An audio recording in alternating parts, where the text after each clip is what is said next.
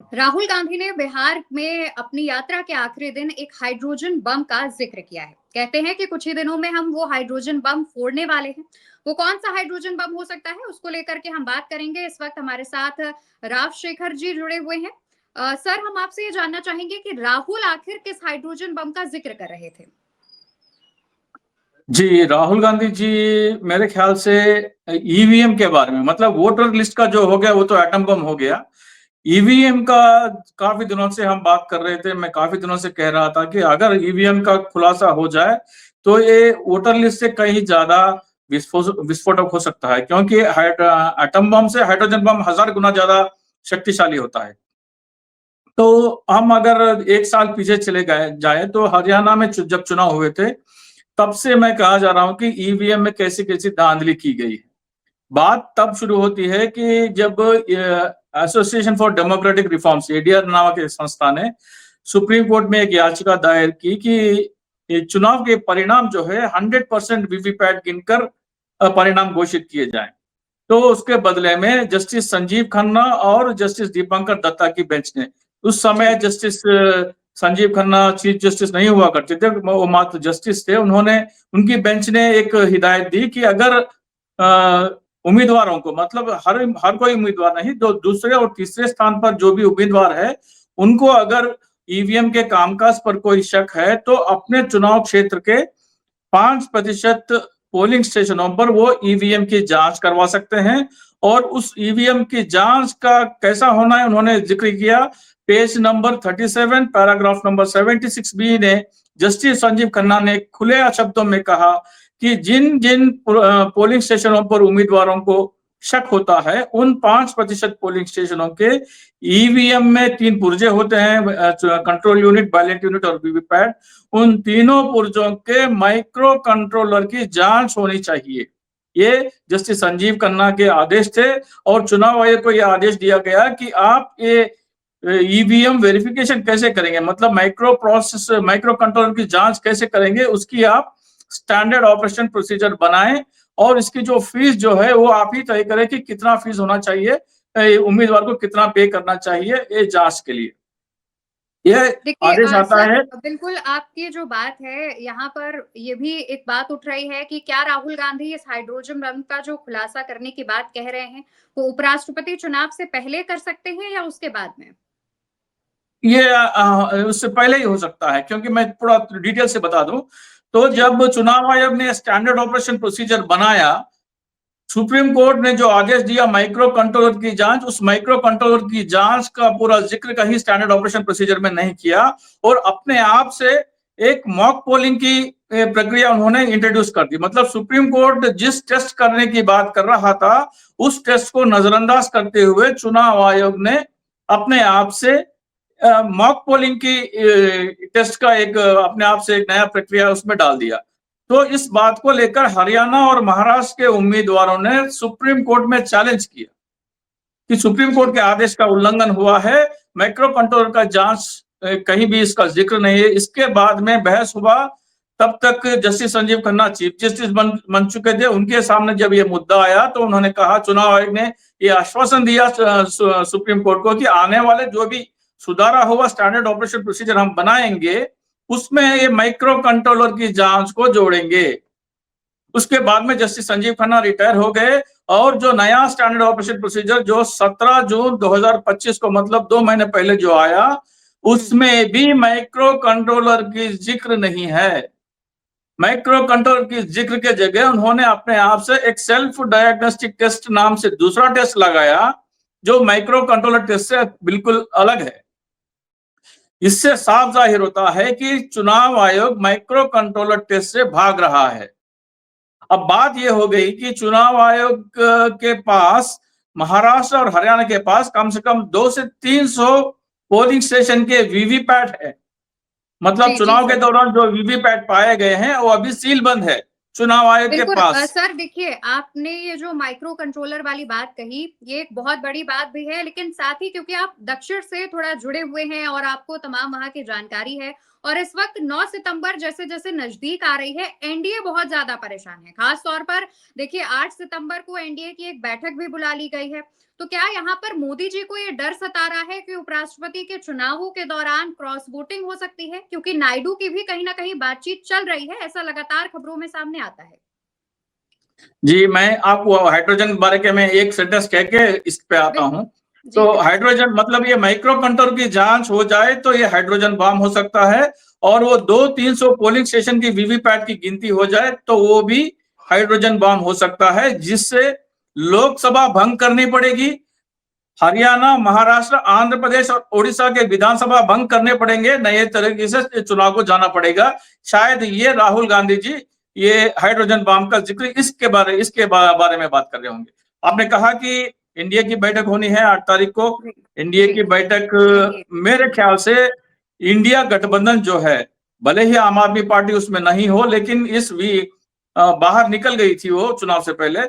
लेकिन अभी देखने को मिल रहा है कि इस वाइस प्रेसिडेंट के चुनाव में वो इकट्ठा है। इंडिया गठबंधन से एक भी वोट बाहर नहीं जाएगा, लेकिन एनडीए गठबंधन से क्रॉस वोटिंग होने के काफी आसार नजर आ रहे हैं। क्या इसका इसके पीछे वजह मेन तमिल और तेलुगु अस्मिता हो सकती है? क्रॉस वोटिंग के हाँ, पीछे? जी बिल्कुल, तेलुगु अस्मिता, इसके लिए तेलुगु के 2 राज्य हैं। एक तेलंगाना है, दूसरा हुँ, आंध्र प्रदेश है। हुँ। और बीआरएस के 4 सांसद जो है राज्यसभा के, वो अभी अपना निर्णय नहीं बताया उन्होंने। लेकिन ये सुदर्शन रेड्डी जो इंडिया गठबंधन के उम्मीदवार है, वो तेलंगाना के हैं। जी, तो अपने घर का आदमी होने के नाते उनको वोट जाने के ज्यादा आसार मिल रहे हैं। मतलब बीआरएस जो है, वो सुदर्शन रेड्डी को वोट कर सकती है। इसके अलावा बीजेपी के कर्नाटका और तेलंगाना के खासकर बीजेपी जो कि अपने घर के उम्मीदवार है, उस मुद्दे पर भी दबाव ला सकता है। मतलब कितना झुकेंगे, कितना नहीं झुकेंगे ये नहीं बता सकते, लेकिन दबाव लाया जा सकता है कि आप अपने आदमी को, अपने घर का जो आदमी है उनको वोट दे। वहां पर मेरे ख्याल से 8 सांसद है लोकसभा में हुँ, भारतीय हुँ। जनता पार्टी के जी, तेलंगाना से। तो जी। वहां पे कुछ उम्मीद हो सकती है, मतलब लेकिन कठिन बात है, लेकिन कुछ हो सकता है।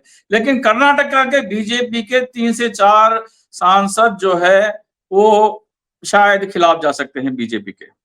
बिल्कुल सर यहाँ पर बात ये भी हो रही है क्योंकि जो रेड्डी सांसद हैं, चंद्रबाबू नायडू की पार्टी में भी कई रेड्डी सांसद हैं। कहा जा रहा है कि नायडू की बात वो नहीं मान रहे हैं और उनका मानना है कि सुदर्शन रेड्डी को ही जो है चुनाव जितवाया जाए, उन्हें ही मतदान किया जाए।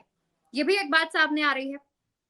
नहीं, बात अंदर की बात यह है कि जब एनटी रामाराव को चीफ मिनिस्टर से हटाकर चंद्रबाबू नायडू ने सत्ता संभाली, और जब हुँ, बात आई ये चुनाव का चिन्ह जो है, एनटी रामाराव पार्टी का चुनाव चिन्ह साइकिल जो है वो किनको जाना है, तो उस समय एक चीफ जस्टिस हुआ करते थे आंध्र प्रदेश के, चीफ जस्टिस हाईकोर्ट के प्रभाशंकर मिश्रा जी, उनके करीबी है ये सुदर्शन रेड्डी। और ये साइकिल का जो चुनावी चिन्ह है और पार्टी का अकाउंट का पूरा चंद्रबाबू नायडू के पक्ष में जाने का फैसला लाने में ये सुदर्शन रेड्डी काफी मदद किए है चंद्रबाबू नायडू से। और तब से लेके आज तक चंद्रबाबू नायडू और सुदर्शन रेड्डी के बीच में काफी अच्छे संबंध है।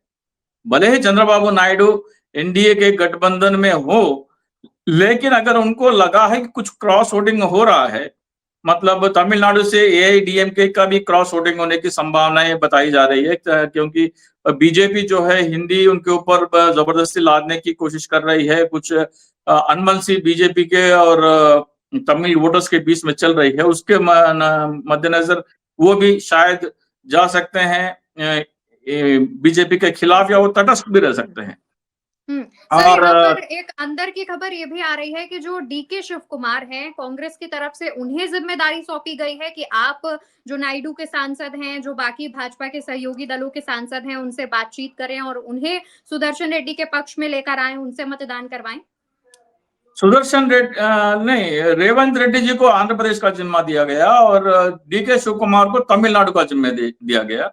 और रेवंत रेड्डी भीतर ही भीतर जो है वो चेले रह चुके हैं चंद्रबाबू नायडू के।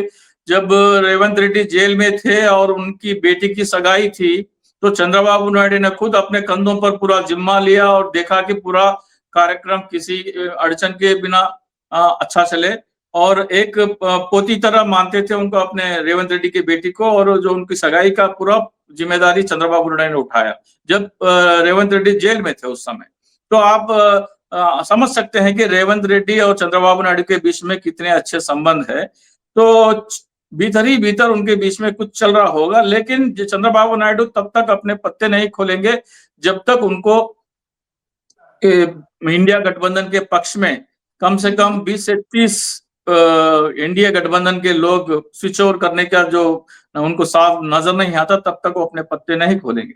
लेकिन अगर हार जीत का अंतर के बीच में काफी कम से कम 20-25 के आसपास आकर अगर बीजेपी जीत भी जाती है और अंतर जो है कम हो जाता है, तो ये एक बड़ा इंडिकेशन देता है अविश्वास प्रस्ताव लाने के लिए।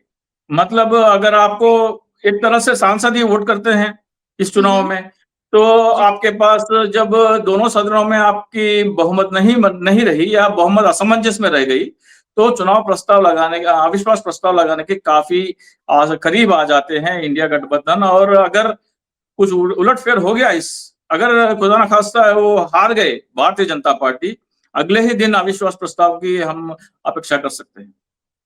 बिल्कुल, तो देखिए जिस तरीके से लगातार ये उपराष्ट्रपति का चुनाव नजदीक आ रहा है और साथ ही साथ उससे एक दिन पहले एनडीए के जो तमाम नेता हैं उनकी एक बैठक भी बुला ली गई है। कहा जा रहा है कि एनडीए में खासतौर पर प्रधानमंत्री मोदी को ये साफ तौर पर लग चुका है कि आने वाले दिनों में क्रॉस वोटिंग हो सकती है और इसलिए एक दिन पहले ही ये जो बैठक है वो बुलाई गई है।